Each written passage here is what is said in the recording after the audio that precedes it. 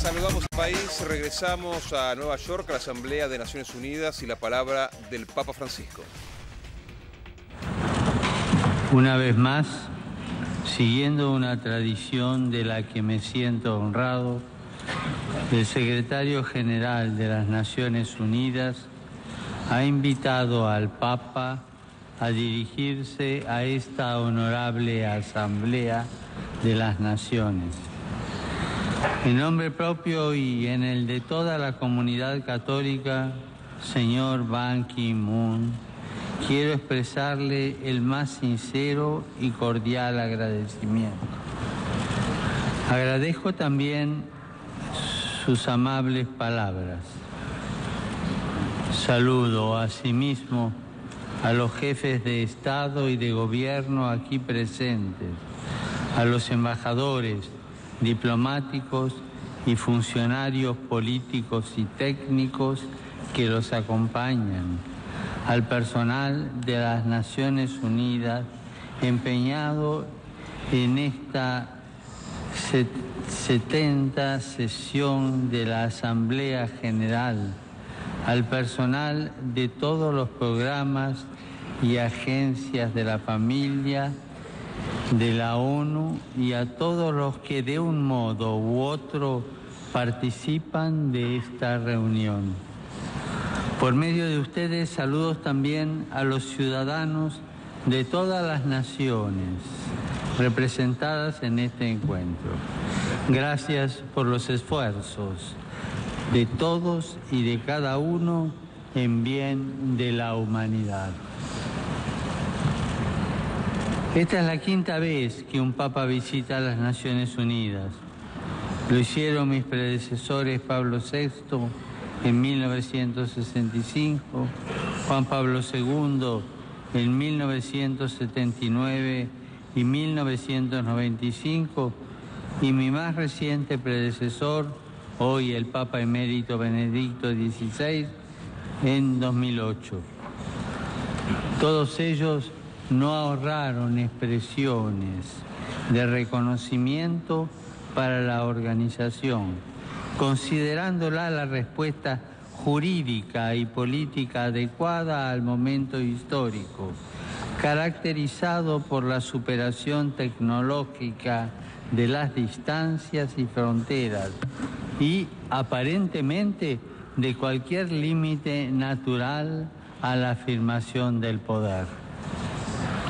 Una respuesta imprescindible, ya que el poder tecnológico en manos de ideologías nacionalistas o falsamente universalistas es capaz de producir tremendas atrocidades. No puedo, por menos, que asociarme al aprecio de mis predecesores, reafirmando la importancia que la Iglesia Católica concede a esta institución y las esperanzas que pone en sus actividades. La historia de la comunidad organizada de los estados, representada por las Naciones Unidas, que festeja en estos días su 70 aniversario, es una historia de importantes éxitos comunes, en un periodo de inusitada aceleración de los acontecimientos. Sin pretensión de exhaustividad, se puede mencionar la codificación y el desarrollo del derecho internacional, la construcción de la normativa internacional de derechos humanos, el perfeccionamiento del derecho humanitario, la solución de muchos conflictos y operaciones de paz y reconciliación, y tantos otros logros en todos los campos de la proyección internacional del quehacer humano. Todas estas realizaciones son luces que contrastan la oscuridad del desorden causado por las ambiciones descontroladas y los egoísmos colectivos. Es cierto que aún son muchos los graves problemas no resueltos, pero también es evidente que si hubiera faltado toda esta actividad internacional, la humanidad podría no haber sobrevivido al uso descontrolado de sus propias potencialidades. Cada uno de estos progresos políticos, jurídicos y técnicos son un camino de concreción del ideal de la fraternidad humana y un medio para su mayor realización. Rindo, pues, homenaje a todos los hombres y mujeres que han servido leal y sacrificadamente a toda la humanidad en estos 70 años. En particular, quiero recordar hoy a los que han dado su vida por la paz y la reconciliación de los pueblos, desde Dar a Mashhad hasta los muchísimos funcionarios de todos los niveles fallecidos en las misiones humanitarias de paz y reconciliación. La experiencia de estos 70 años, más allá de todo lo conseguido, muestra que la reforma y la adaptación a los tiempos siempre es necesaria, progresando hacia el objetivo último de conceder a todos los países, sin excepción, una participación y una incidencia real y equitativa en las decisiones. Esta necesidad de una mayor equidad vale especialmente para los cuerpos con efectiva capacidad ejecutiva, como es el caso del Consejo de Seguridad, los organismos financieros y los grupos o mecanismos especialmente creados para afrontar las crisis económicas.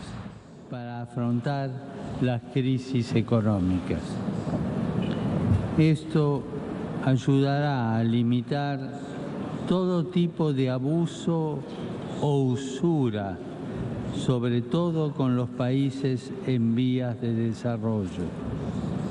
Los organismos financieros internacionales han de velar por el desarrollo sostenible de los países y la no sumisión asfixiante de estos a sistemas crediticios que los organismos financieros internacionales han de velar por el desarrollo sostenible de los países y la no sumisión asfixiante de estos a sistemas crediticios que, lejos de promover el progreso, someten a las poblaciones a mecanismos de mayor pobreza, exclusión y dependencia. La labor de las Naciones Unidas, a partir de los postulados del preámbulo y de los primeros artículos de su Carta Constitucional, puede ser vista como el desarrollo y la promoción de la soberanía del derecho, sabiendo que la justicia es requisito indispensable para obtener el ideal de la fraternidad universal. En este contexto, cabe recordar que la limitación del poder es una idea implícita en el concepto de derecho. Dar a cada uno lo suyo, siguiendo la definición clásica de justicia, significa que ningún individuo o grupo humano se puede considerar omnipotente, autorizado a pasar por encima de la dignidad y de los derechos de las otras personas singulares o de sus agrupaciones sociales. La distribución fáctica del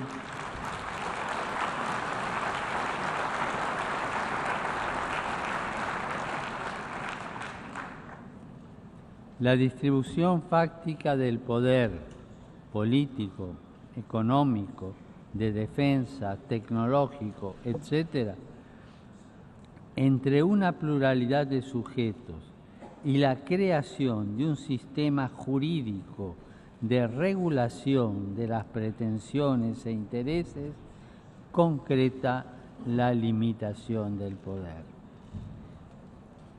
El panorama mundial hoy nos presenta, sin embargo, muchos falsos derechos y a la vez grandes sectores indefensos, víctimas más bien de un mal ejercicio del poder. El ambiente natural y el vasto mundo de mujeres y hombres excluidos, dos sectores íntimamente unidos entre sí, que las relaciones políticas y económicas preponderantes han convertido en partes frágiles de la realidad. Por eso hay que afirmar con fuerza sus derechos, consolidando la protección del ambiente y acabando con la exclusión.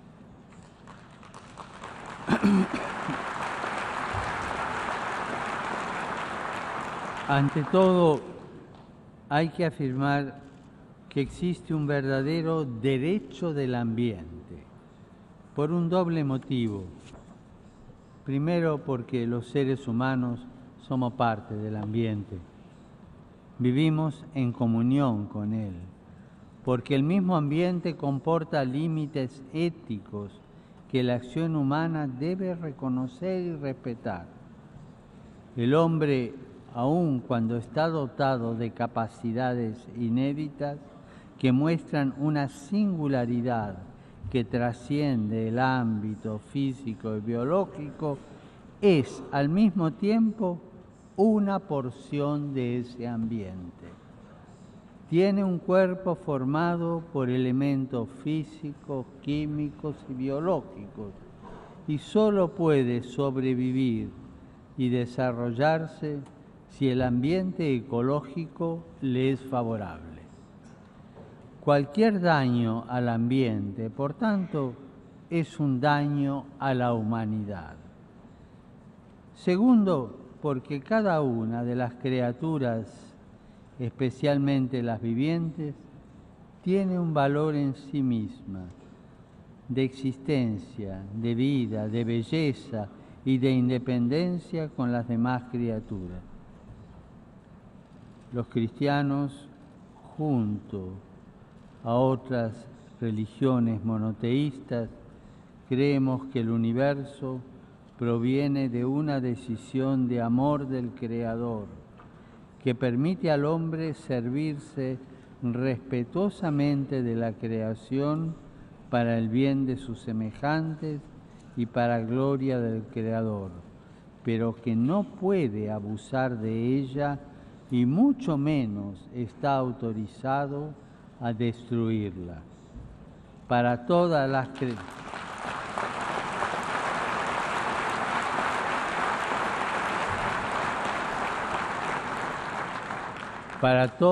las creencias religiosas, el ambiente es un bien fundamental. El abuso y la destrucción del ambiente al mismo tiempo van acompañados por un imparable proceso de exclusión.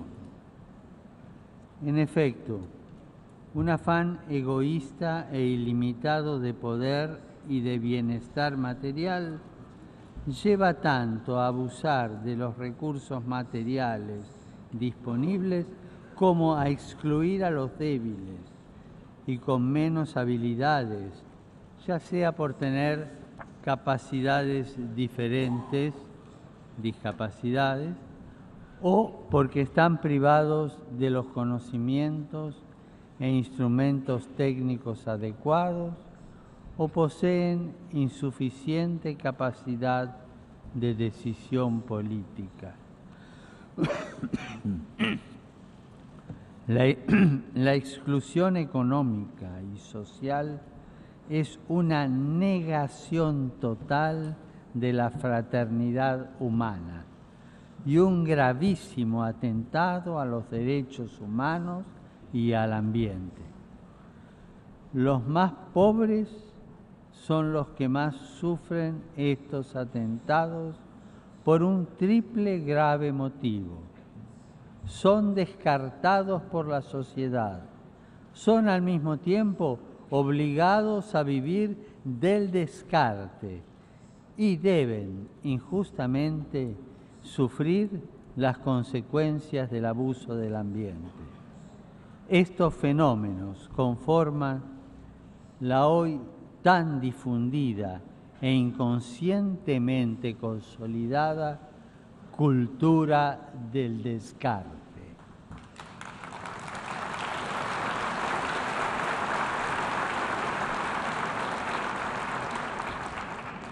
Lo dramático de toda esta situación de exclusión e inequidad, con sus claras consecuencias, me lleva, junto a todo el pueblo cristiano y a tantos otros, a tomar conciencia también de mi grave responsabilidad al respecto, por lo cual alzo mi voz junto a la de todos aquellos que anhelan soluciones urgentes y efectivas.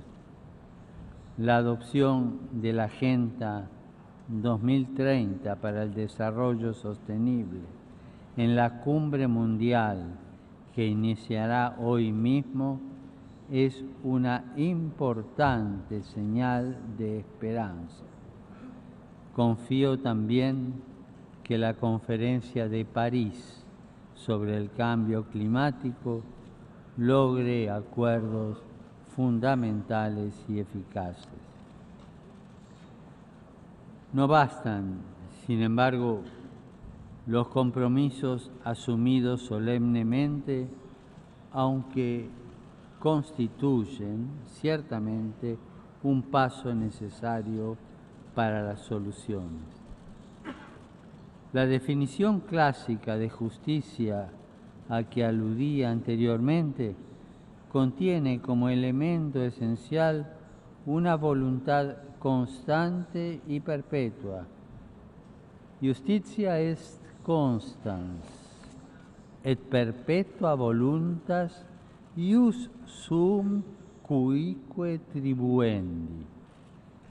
El mundo reclama de todos los gobernantes una voluntad efectiva, práctica, constante, de pasos concretos y medidas inmediatas para preservar y mejorar el ambiente natural y vencer cuanto antes el fenómeno de la exclusión social y económica, con sus tristes consecuencias de trata de seres humanos, comercio de órganos y tejidos humanos, explotación sexual de niños y niñas, trabajo esclavo, incluyendo la prostitución, tráfico de drogas y de armas, terrorismo y crimen internacional organizado. Es tal la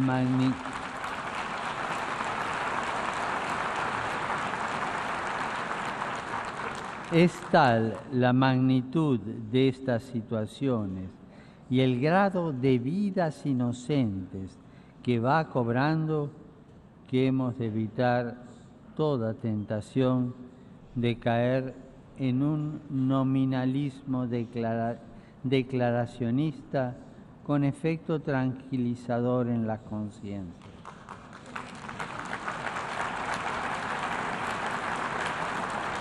Debemos cuidar que nuestras instituciones sean realmente efectivas en la lucha contra todos estos flagelos.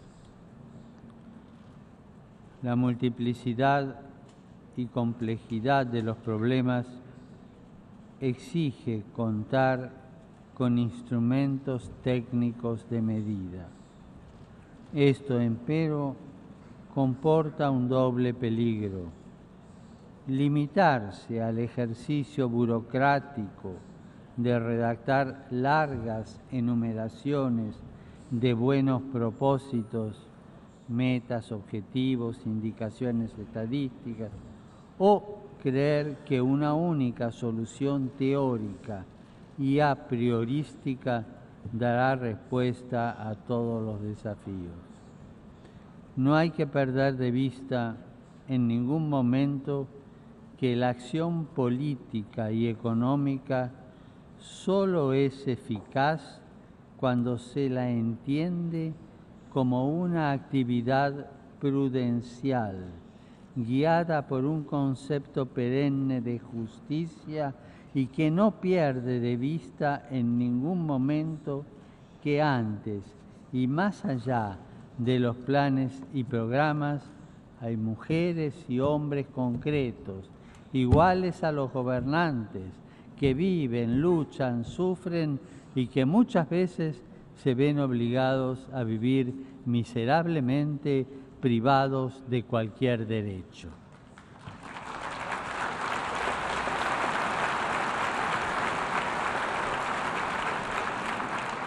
Para que estos hombres y mujeres concretos puedan escapar de la pobreza extrema, hay que permitirles ser dignos actores de su propio destino. El desarrollo humano integral y el pleno ejercicio de la dignidad humana no pueden ser impuestos. Deben ser edificados y desplegados por cada uno, por cada familia, en comunión con los demás hombres y en una justa relación con todos los círculos en los que se desarrolla la socialidad humana, amigos, comunidades, aldeas, municipios, escuelas, empresas, sindicatos, provincias, naciones. Esto supone y exige el derecho a la educación, también para las niñas, excluidas en algunas partes.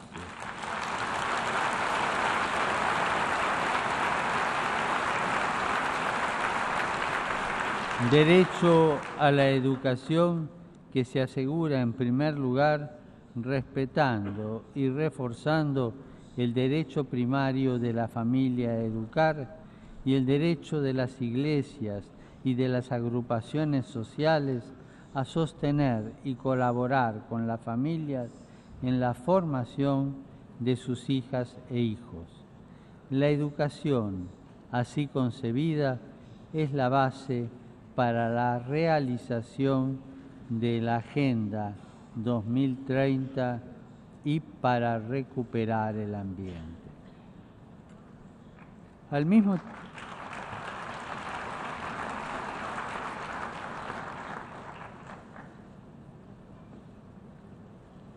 tiempo, los gobernantes han de hacer todo lo posible a fin de que todos puedan tener la mínima base material y espiritual para ejercer su dignidad y para formar y mantener una familia, que es la célula primaria de cualquier desarrollo social. Este mínimo absoluto tiene en lo material 3 nombres: techo, trabajo y tierra. Y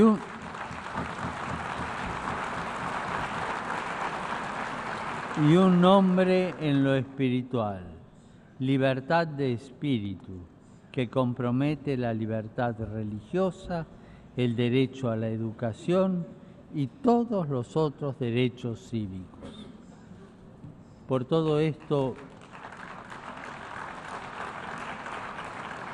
la medida y el indicador más simple y adecuado del cumplimiento de la nueva agenda para el desarrollo será el acceso efectivo, práctico e inmediato para todos a los bienes materiales y espirituales indispensables: vivienda propia, trabajo digno y debidamente remunerado, alimentación adecuada y agua potable, libertad religiosa y, más en general, libertad de espíritu y educación.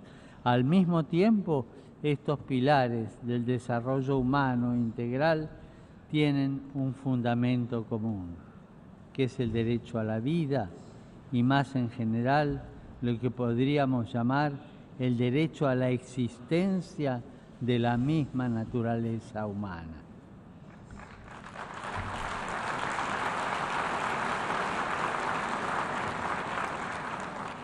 La crisis ecológica, junto con la destrucción de buena parte de la biodiversidad,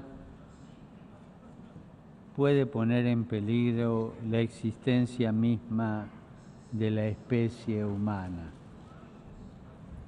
Las nefastas consecuencias de un irresponsable desgobierno de la economía mundial, guiado solo por la ambición del lucro y del poder, deben ser un llamado a una severa reflexión sobre el hombre. El hombre no es solamente una libertad que él se crea por sí solo. El hombre no se crea a sí mismo. Es espíritu y voluntad, pero también naturaleza. La creación se ve perjudicada donde nosotros mismos somos las últimas instancias.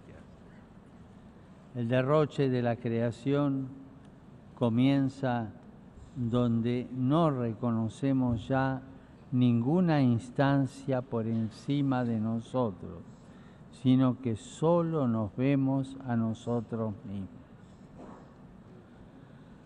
Por eso, la defensa del ambiente y la lucha contra la exclusión exigen el reconocimiento de una ley moral inscrita en la propia naturaleza humana, que comprende la distinción natural entre hombre y mujer y el absoluto respeto de la vida en todas sus etapas y dimensiones. Sin el reconocimiento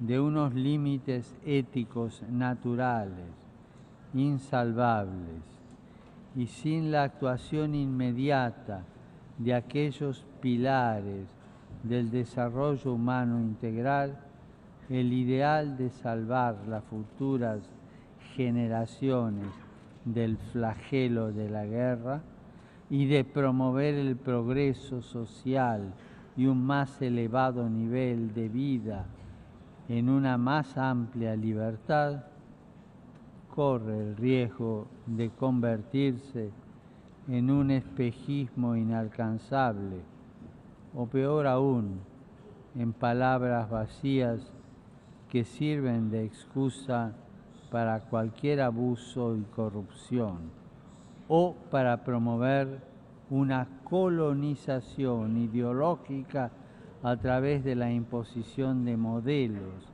y estilos de vida anómalos, extraños a la identidad de los pueblos y, en último término, irresponsables.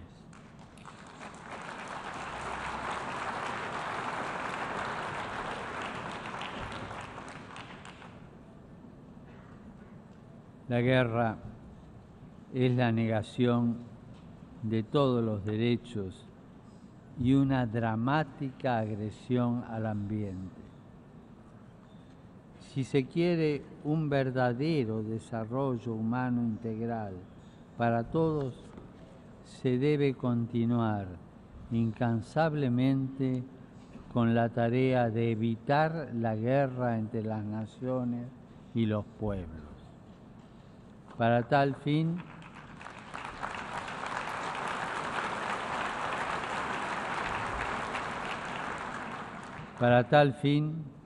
hay que asegurar el imperio incontestado del derecho y el infatigable recurso a la negociación, a los buenos oficios y al arbitraje, como propone la Carta de las Naciones Unidas, verdadera norma jurídica fundamental.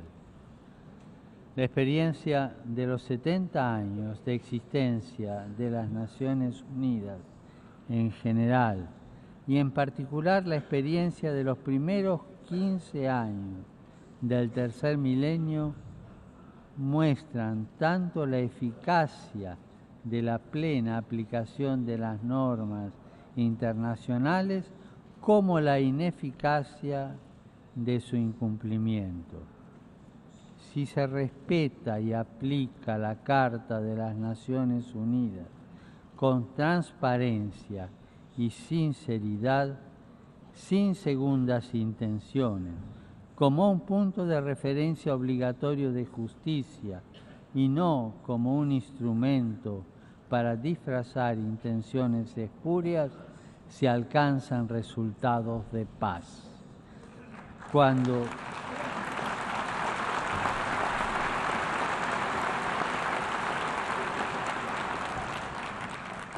en cambio se confunde la norma con un simple instrumento para utilizar cuando resulta favorable y para eludir cuando no lo es, se abre una verdadera caja de Pandora de fuerzas incontrolables que dañan gravemente las poblaciones inermes, el ambiente cultural e incluso el ambiente biológico. El preámbulo y el primer artículo de la Carta de las Naciones Unidas indican los cimientos de la construcción jurídica internacional. La paz, la solución pacífica de las controversias y el desarrollo de relaciones de amistad entre las naciones. Contrasta fuertemente con estas afirmaciones y las niega en la práctica la tendencia siempre presente a la proliferación de las armas, especialmente las de destrucción masiva, como pueden ser las nucleares.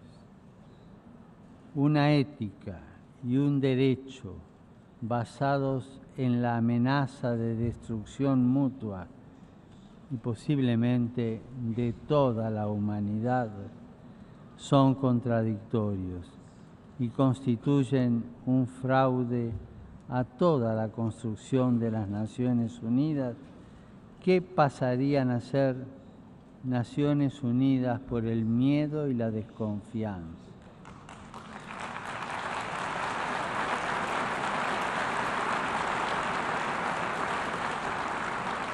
Hay que empeñarse por un mundo sin armas nucleares, aplicando plenamente el Tratado de No Proliferación en la letra y en el espíritu, hacia una total prohibición de estos instrumentos.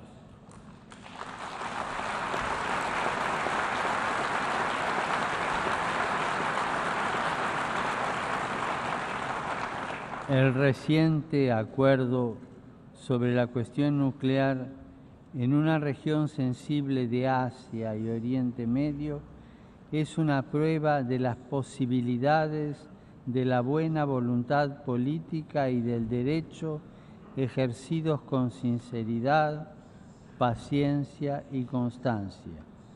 Hago votos para que este acuerdo sea duradero y eficaz y dé los frutos deseados con la colaboración de todas las partes implicadas.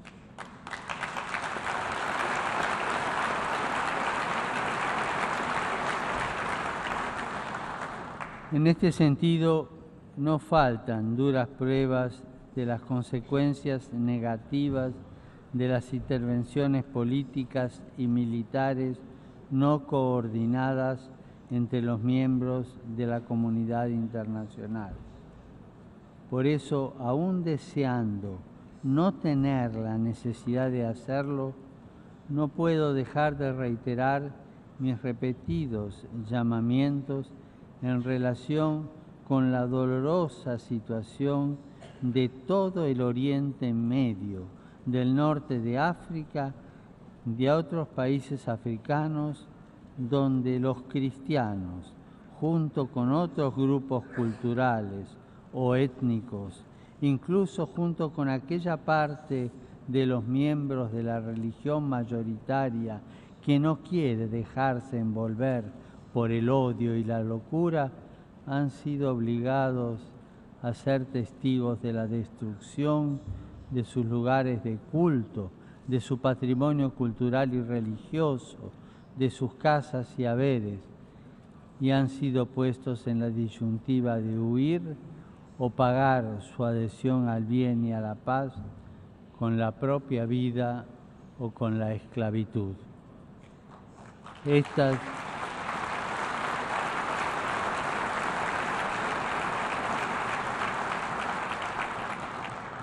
realidades deben constituir un serio llamado a un examen de conciencia de los que están a cargo de la conducción de los asuntos internacionales.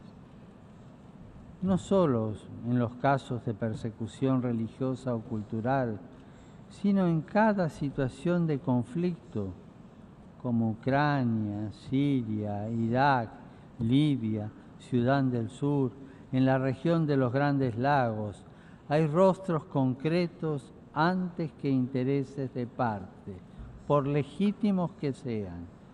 En las guerras y conflictos hay seres humanos singulares, hermanos y hermanas nuestros, hombres y mujeres, jóvenes y ancianos, niños y niñas que lloran, sufren y mueren. Seres humanos que se convierten en material de descarte cuando la actividad consiste solo en enumerar problemas, estrategias y discusiones.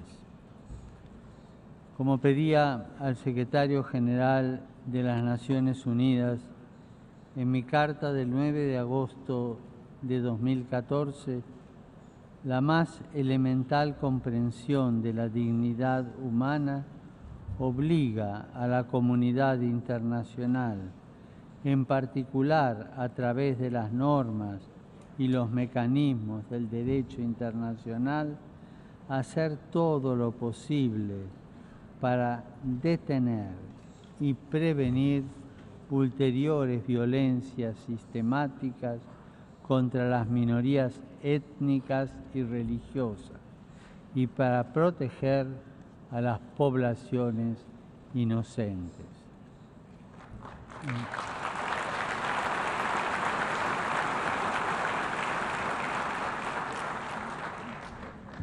Y en esta misma línea quisiera hacer mención a otro tipo de conflictividad no siempre tan explicitada, pero que silenciosamente viene cobrando la muerte de millones de personas.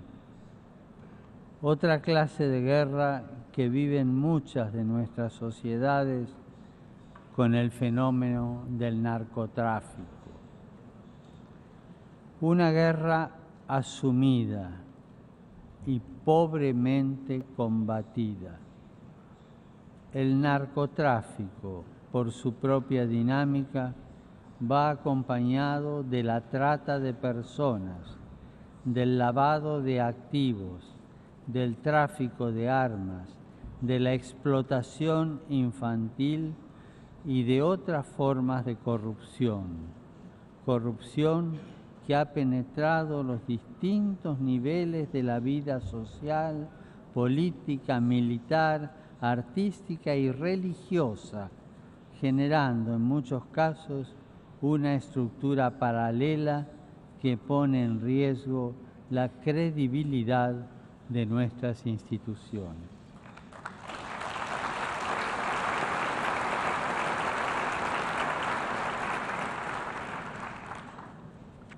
Comencé esta intervención recordando las visitas de mis predecesores. Quisiera ahora que mis palabras fueran especialmente como una continuación de las palabras finales del discurso de Pablo VI, pronunciado hace casi exactamente 50 años, pero de valor perenne. Cito: ha llegado la hora en que se impone una pausa, un momento de recogimiento, de reflexión, casi de oración. Volver a pensar en nuestro común origen, en nuestra historia, en nuestro destino común. Nunca como hoy ha sido tan necesaria la conciencia moral del hombre, porque el peligro no viene ni del progreso ni de la ciencia, que bien utilizados podrán resolver muchos de los graves problemas que afligen a la humanidad. Entre otras cosas, sin duda, la genialidad humana bien aplicada ayudará a resolver los graves desafíos de la degradación ecológica y de la exclusión. Continúo con Pablo VI. El verdadero peligro está en el hombre, que dispone de instrumentos cada vez más poderosos, capaces de llevar tanto a la ruina como a las más altas conquistas. Hasta aquí Pablo VI.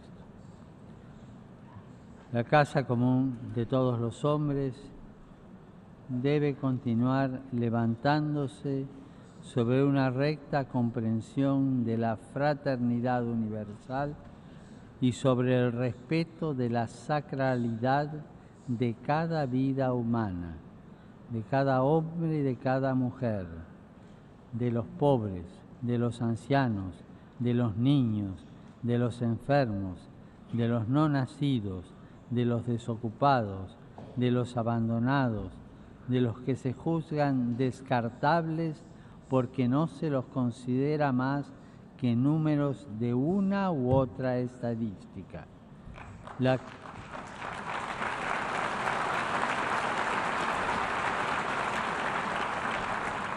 La casa común de todos los hombres debe también edificarse sobre la comprensión de una cierta sacralidad de la naturaleza creada.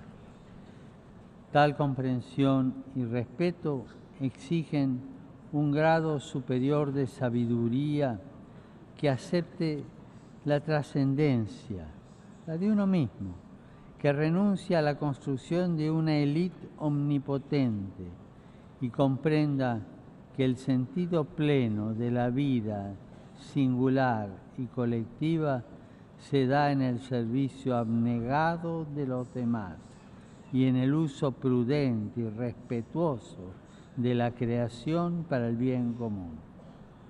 Repitiendo las palabras de Pablo VI, el edificio de la civilización moderna debe levantarse como principios espirituales, los únicos capaces no solo de sostenerlo, sino también de iluminarlo. El gaucho Martín Fierro, un clásico de la literatura de mi tierra natal, canta: los hermanos sean unidos, porque esa es la ley primera. tengan unión verdadera en cualquier tiempo que sea, porque si entre ellos pelean, los devoran los de afuera.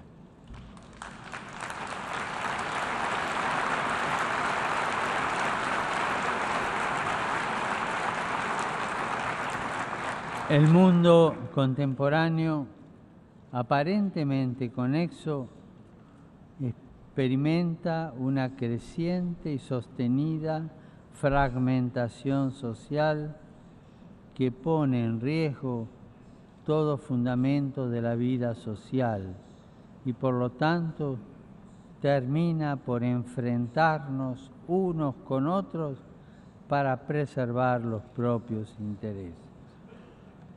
El tiempo presente nos invita a privilegiar acciones que generen dinamismos nuevos en la sociedad hasta que fructifiquen en importantes y positivos acontecimientos históricos. No podemos permitirnos postergar algunas agendas para el futuro. El futuro nos pide decisiones críticas y globales de cara a los conflictos mundiales que aumentan el número de excluidos y necesitados. La loable construcción jurídica internacional de la Organización de las Naciones Unidas y de todas sus realizaciones, perfeccionable como cualquier otra obra humana y al mismo tiempo necesaria, puede ser prenda de un futuro seguro y feliz para las generaciones futuras. Y lo será si los representantes de los estados sabrán dejar de lado intereses sectoriales e ideologías y buscar sinceramente el servicio del bien común. Pido a Dios Todopoderoso que así sea y les aseguro mi apoyo, mi oración y el apoyo y las oraciones de todos los fieles de la Iglesia Católica para que esta institución, todos sus estados miembros y cada uno de sus funcionarios rinda siempre un servicio eficaz a la humanidad, un servicio respetuoso de la diversidad y que sepa potenciar para el bien común lo mejor de cada pueblo y de cada ciudadano. Que Dios los bendiga a todos.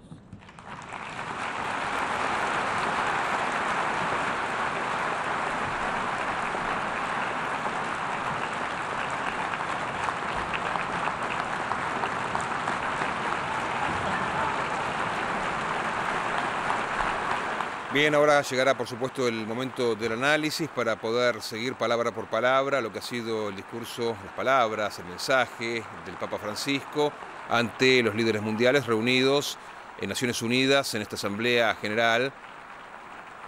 Mensaje que ha sido interrumpido en más de una ocasión, como sucedía ayer llamativamente también en el Capitolio de Estados Unidos, por los aplausos de los hombres y mujeres más poderosos del mundo en materia política, líderes mundiales, cada uno de su nación, reunidos en este foro, el principal foro mundial de discusión a nivel internacional, como lo es indudablemente Naciones Unidas. Ante ellos, el Papa Francisco dijo tantas cosas, algunas esperables, otras no deseables por parte de los oídos de muchos de ellos. Lo cierto es que, como hizo ayer, delante de sus caras dijo las verdades que él entiende deben preocupar a la humanidad. Habrá tiempo ahora de análisis, habrá tiempo de entender qué dijo el Papa Francisco y por qué lo dijo, pero habrá tiempo para eso. A las 3 estaremos repasando toda la información en Visión 7.